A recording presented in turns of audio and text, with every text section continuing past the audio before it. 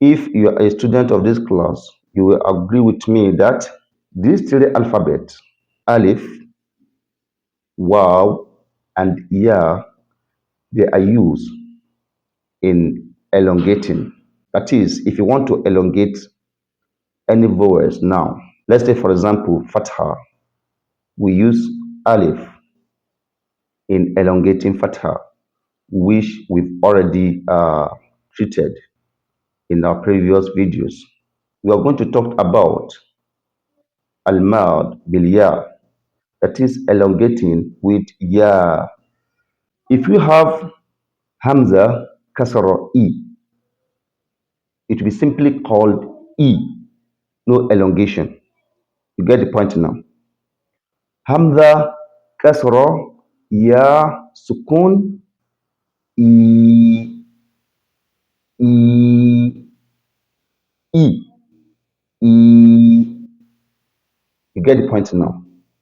As we explained in our previous video, when we are discussing about we said in Arabic, this elongation can change the entire meaning of a word that you think they are the same. For example, now, if we said Jalasa, no elongation in this three letter word now, right? Jalasa. Ah, Jalasa. Right? I know you can write it. That's why I did not bother to put it in the screen. Jalasa. Jalasa. They are not the same, right? Understand? Because the sin, fatha, it's paramont. Sa. You get the point now. If that is the case now, we have ba kesra b, ba kesra ya sukun b. We have not talked about sukun yet, but I'm using it in this video. What it simply means when they say ya sukun, you should understand that it's telling you that the ya, the alphabet, is not taking any vowels. It's not taking fatha, kasra, or dhamma. That's what we call sukun. Ba sukun. There is no vowel. It's vowelless. Is that English correct? Vowelless. Ahalu turinchi. Vowelless. When they say speechless, why are you speechless? Anyway, that is English. We are not teaching English. That is, it's not taking any vowel. You get the point now. Aha. Ta kesoro T. Ta kesoro ya sukun T. Ta kesoro fi. Ta kesoro ya sukun fi. Fi. Fi. Jim kesoro G.